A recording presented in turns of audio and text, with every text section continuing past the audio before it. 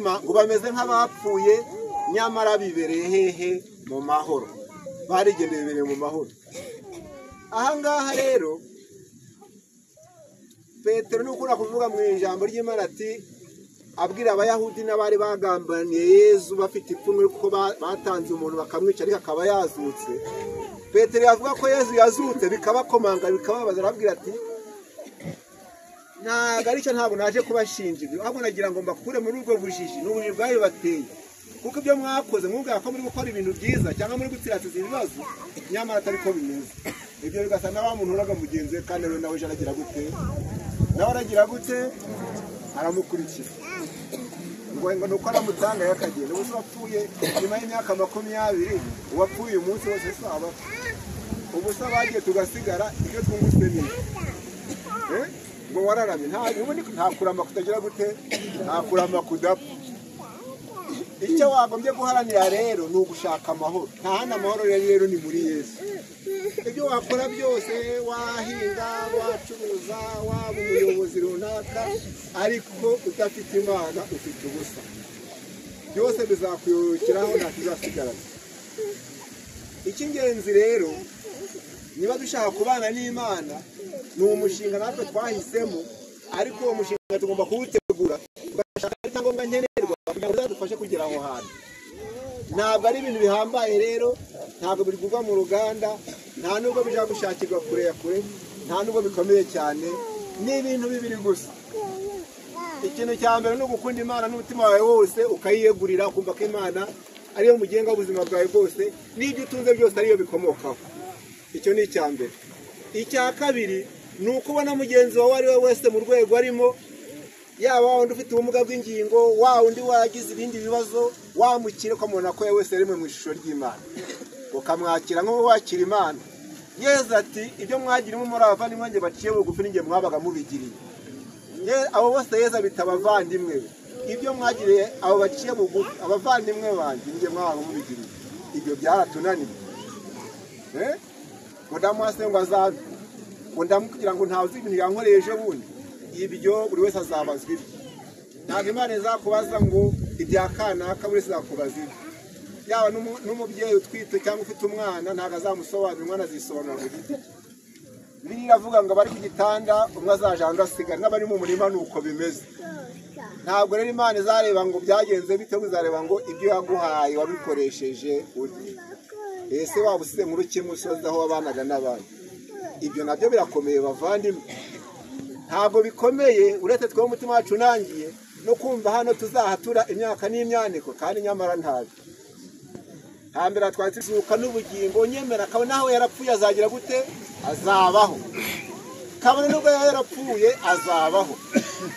Niyo mpamvu rero Yesu agezeyo batubaranuka byararangiye, siko bimeze. Ariko none abakora igitangaza, aramuhamagaye Lazaro w'inshuti ye, araza agihambira ukuntu twagiye tumukubika n'ibiti byose bimuboje, ati ibyo byose mwamushyize nimubimukureho, asige mumureka agira gute, agende. Yesu akuzwe. Ntabwo Imana yacu ari bayari. Ntabwo gusenga Imana ari ugutigiri. Ushatse wabikora bikaguha amahoro y'umutima, bikazanaguhesha ubuzima. Duhera umuvandimwe wacu ubugingo bw'iteka, turabigusabye. Umve Nyagasani. Wowe wasezeranije ijuru igisambo cyagusabye imbabazi ku musaraba, tugereze umuvandimwe wacu mu ijuru, turabigusabye. Umve Nyagasani. Wuhagije umuvandimwe wacu amazi ya batisimu, umugiraho ikimenyetso ubigishije amavuta ya batisimu, mwakire mu bana bawe, turabigusabye. Umve Nyagasani. Uyu muvandimwe wacu wamutungisha umubiri n'amaraso yawe, mwakire mu mukiro w'ingoma yawe, turabigusabye. Umve Nyagasani. Natwe ababajwe n'uyu muvandimwe wacu, dukomereze mu kwemera no mu kwizera ubugingo bw'iteka, turabigusabye. Umve Nyagasani. Dawe uri mu ijuru, izina ryawe ryubahwe, ingoma yawe yogere hose, icyo ushaka gikorwe munsi nk'uko gikorwa mu ijuru. Ifunguro ritungurire none, tubabarire ibicumuro byacu nk'uko natwe tubabarira abaducumuye, ntuduterane mu bikosha ahubwo dukize ibyago. Nyagasani Mana yacu, ugirira impuhwe umuja wawe Ngerina, ugirire ko yahoze yifuza kubera umuyoboke udahemuka, maze ureke kumuhanira ibicumuro bye, ukwemera kwamuhuje n'umuryango w'abemera ubuntu bwa nimuhute n'inteko y'abamarayika n'abatagatifu bose kubwa Yesu Kristo umwami wacu. Akanya gakurikiyeho rero nako kumusezeraho, ubwo ndasaba mu muryango kugira hino tugatangira uwo muhango. Abavandimwe badufasha gutera indirimbo tugiye kumwe mu muhango.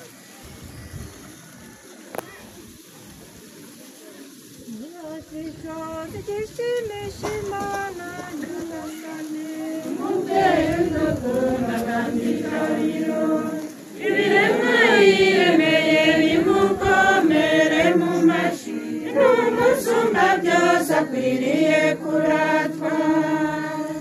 Murane byiza bavandimwe mwabana b'Imana, ukwemera n'urukundo bibaragiteka, bityo umubyeyi wacu bizamunyura. Murashishoze ibyishimisha Imana Nyagasani, umubyeyi udukunda kandi ijabiro. Ibiremwa yiremeye bimukomere mu mashyi, n'umusumba byose akwiriye kuratwa. Urahiziye Nyagasani ntarangwa n'ubwandu, ahorana ubumanzi n'umuti mukeye, maze muri bagenzi bagasabana.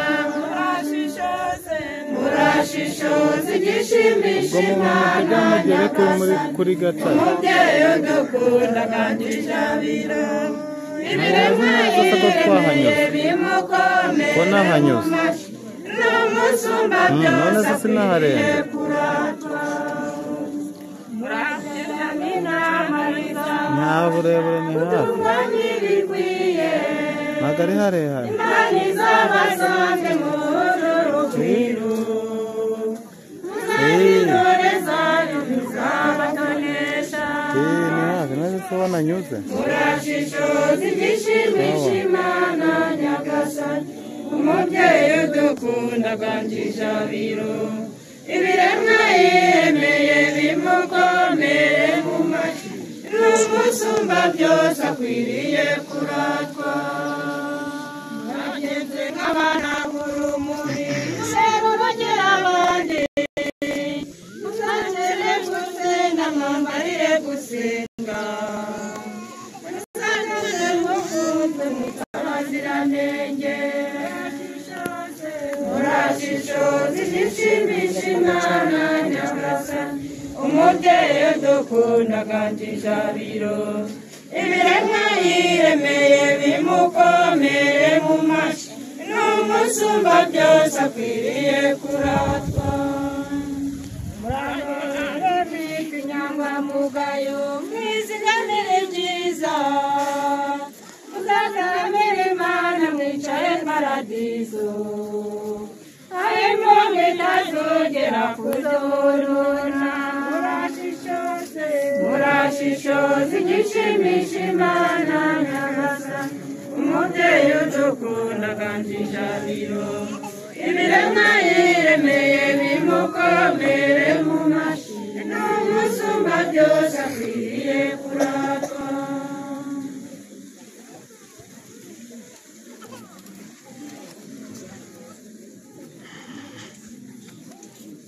Muze mwese dushimire Imana yaduhanze ikaduha kuba abana bayo iteka ryose. Muze tuyiture ishimwe ryacu bana b'Imana. Shimirwa Nyagasani, imigisha yawe waduhaye, izirenge ntabwo nta kibi duhangayitse, tukamunsi wawe n'ijuru ryawe. Muze ukwemera nk'ubu buzima, tukahura twitwa abana bawe. Mwami shimirwa, Mwami no kubana ruduha kuramba no kuramuka tukazindukira mu ngoro ye tumutaramira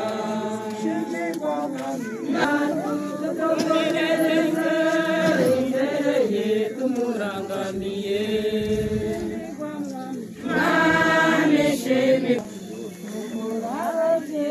imitima yacu abayobokono tubonereho kuba indahemuka tugumishe imirwa aho dukunda gahebuje mwami shimirwa dukore gikristu umurimo wo guhamba twingingane ukwemera imana yacu kuko ibyaremwe byose ariyo bibereyeho tugiye guhamba umubiri wagenewe gupfa w'umuvandimwe wacu dusaba imana izamuzure afite imbaraga imushyire mu mubare w'abatowe izamugirire impuhwe mu gihe cy'urubanza kugira ngo namara gukira urupfu akire n'umwenda we wose abana nawe kandi rero kubera intege nke z'abantu yaba yaragucumuyeho umugirire imbabazi amasengesho ye atugirira akamaro imbere y'Imana kandi ayacu ajya amufasha igihe dutegereje izuka ry'imibiri zaduhuza twese mu mahoro amina abamarayika bakujyane mu ijuru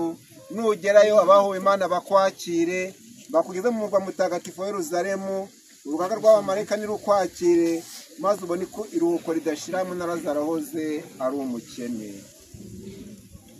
tugeze igihe rero cyo gushyira uyu murambo wateguriwe ariko mbere ko twinjira aho ngaho niba yiteguye uwo muntu ufite amateka ye cyangwa se akaba ari hafi yacisha akatubwira uko bikari hirya ni muntu ki kugira ngo twihute noneho umuntu Angelina Mukankusi yavutse mu 1956 afite yitabye Imana afite imyaka 68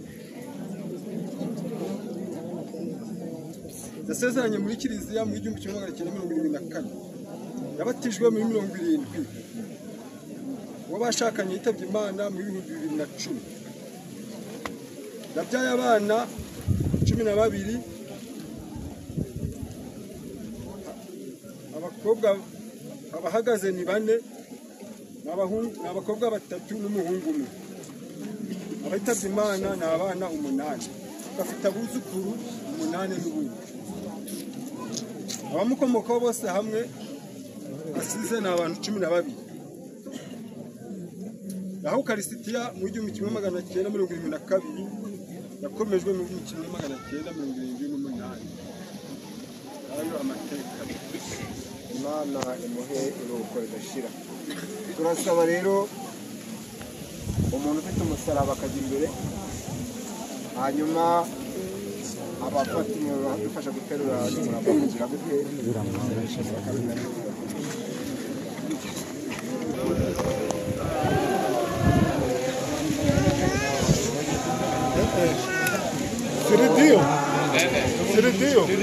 Siridiyo twari kunyura hano gutyo muze tunyura hano gutyo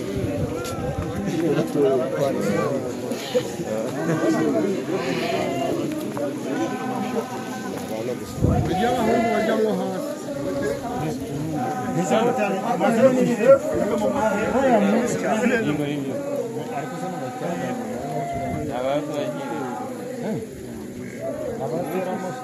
bateramo abo nibo bateramo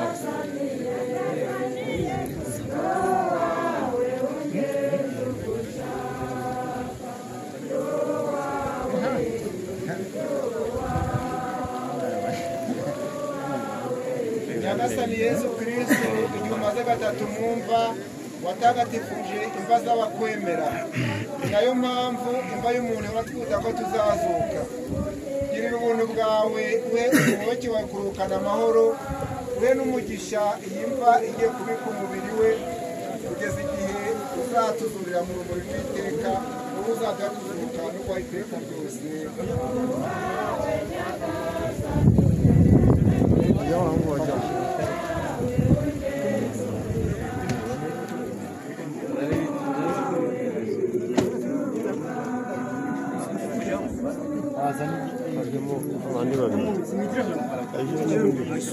ajye mu nda ariko abandi babiri ajya mu wundi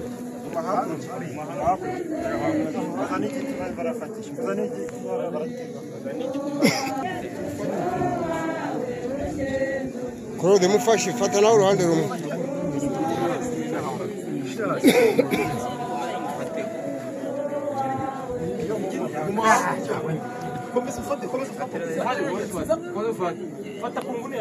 Nuzana manze ari ushinga Claude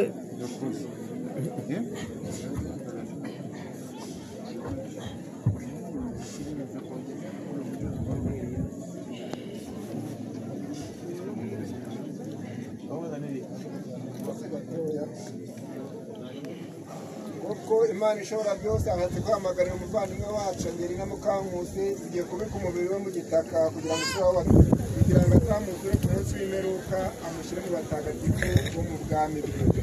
Nyagasani muri ruko ridashira maze urumuri rw'iteka rumurikire naruhukire mu mahoro.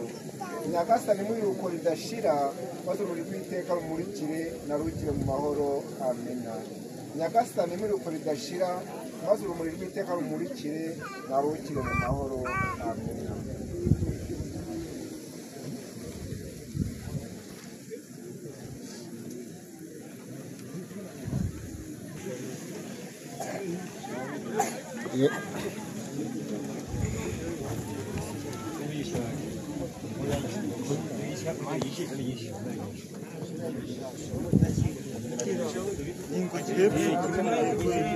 no hepfo aho ngaho nyine kigere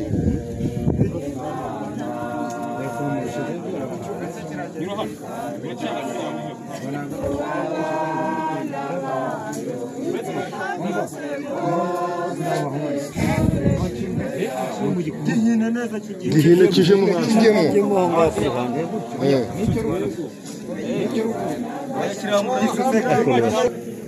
ni mahoro aho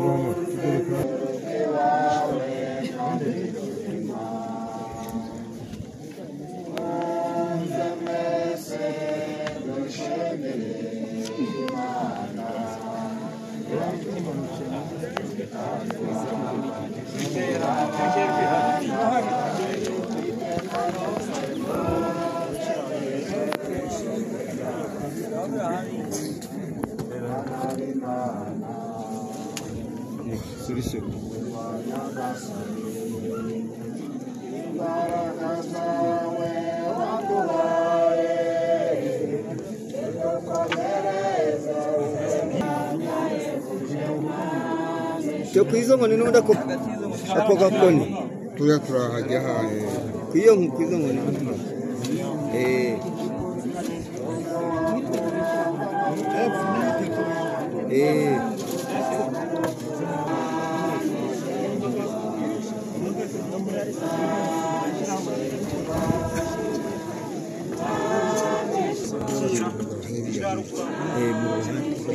ya ibiti n'abakuru byegeka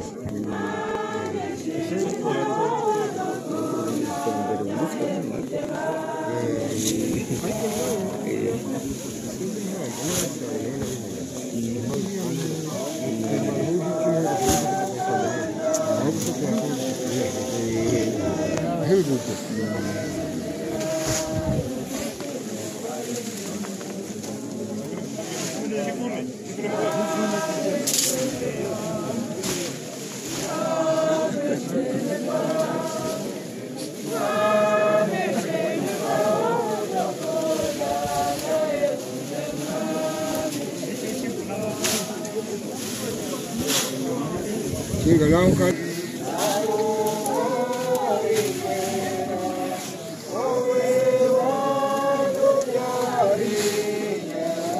kuko kugukwawe ki ko kama gurawo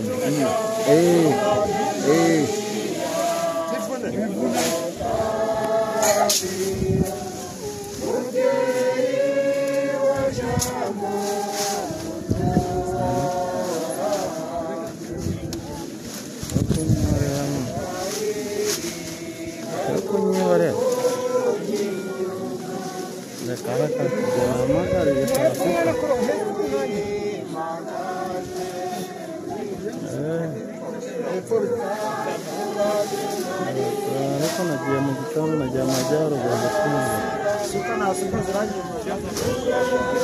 isuka hepfo irahari hepfo hariho isuka hepfo hariho isuka hariya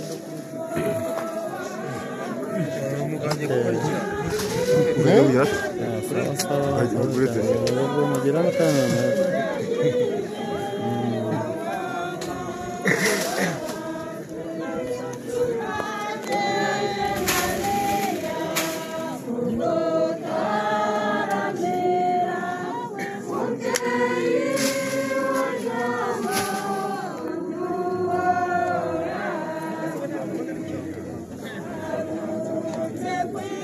umuryango barize ko atari kugera umuryango bashinze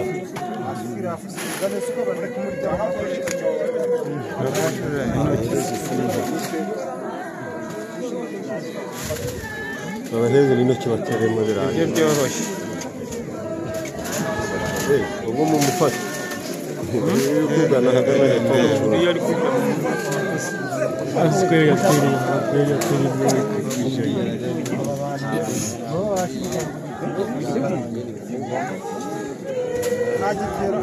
yasubira izenguruka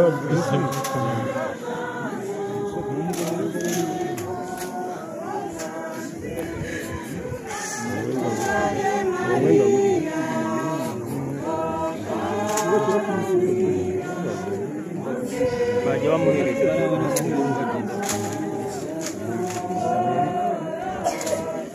urimo kwigora n'abirindukana n'ibyo byose kwigora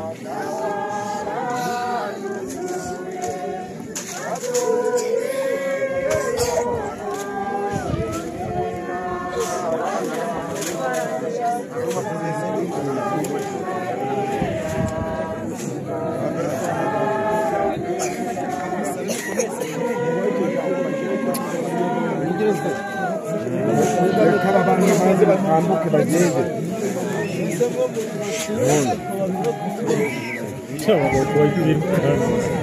ndabari kwiyamamaza kunywa ya nzoga bari kwirukana nk'abayobye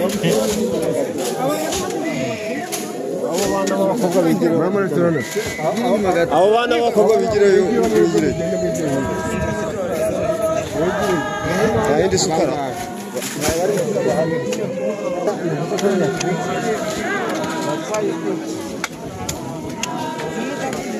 bafatira akabido gatoya